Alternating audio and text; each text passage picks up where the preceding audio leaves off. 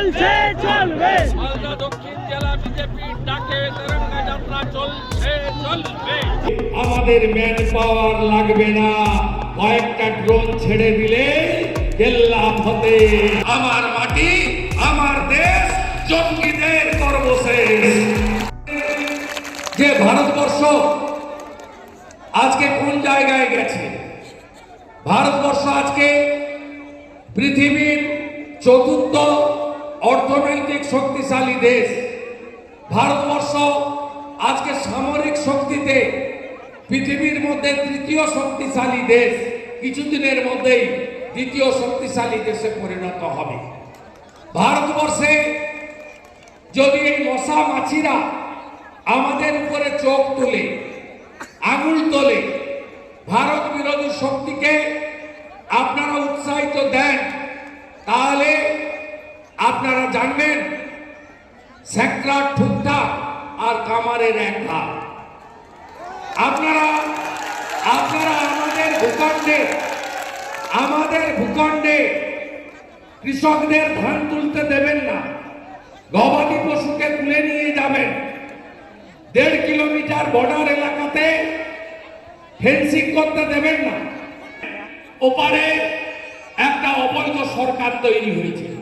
একজন নির্বাচিত প্রধানমন্ত্রীকে গায়ের জোরে প্লেনে তুলে নিয়ে পাঠিয়ে দিয়ে একটা মৌলবাদী সরকার, জঙ্গিবাদী সরকার, জামাতের সরকার, সেই সরকার পাকিস্তানের যারা নাতিপুতি আছে, রাজাকারের নাতিপুতি, যারা 71-এ হেরেছিল ভারতীয় সেনা বিএসএফ এর কাছে, মুক্তিযোদ্ধাদের কাছে, তারা ওখানে পিছনের দরজা দিয়ে এই 5 মাস ক্ষমতায় আছে।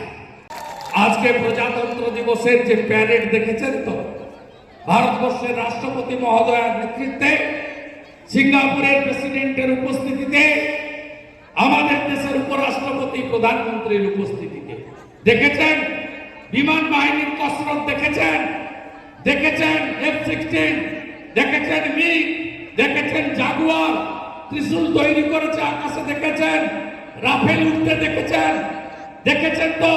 আমি গাড়িতে আস্তে আস্তে কৃষ্ণনগর থেকে দেখতে দেখতে এসেছি। ভারতবর্ষ সামরিক শক্তিতে আজ অনেক উপরে। আমাদের ম্যান পাওয়ার লাগবে না, কয়েকটা ড্রোন ছেড়ে দিলে কেল্লা ফতে। কয়েকটা ড্রোন ছেড়ে দিলে কেল্লা ফতে।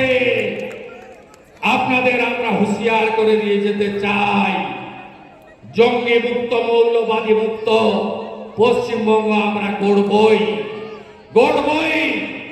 দ্বিজাতি তত্ত্বের ভিত্তিতে দেশ ভাগ হয়েছিল। মোহাম্মদ আলী জিন্নাহ মুসলমানদের জন্য পাকিস্তান, আর আমাদের দেশ ভারতবর্ষ রয়ে গেছে হিন্দুদের জন্য।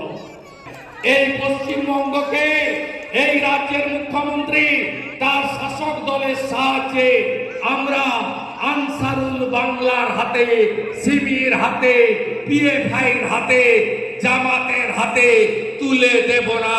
আমার মাটি আমার দেশ, জঙ্গিদের সর্বশেষ। আমার মাটি আমার দেশ, আমার মাটি আমার দেশ, আমার মাটি আমার দেশ, আমার মাটি আমার দেশ। ভারত মাতা কি। আমি পঞ্চায়েতেও এসেছি, লোকসভাতেও এসেছি, আর বিধানসভাতেও আসবো। বৈষ্ণবনগরটা চাই, কিন্তু কেন চাই?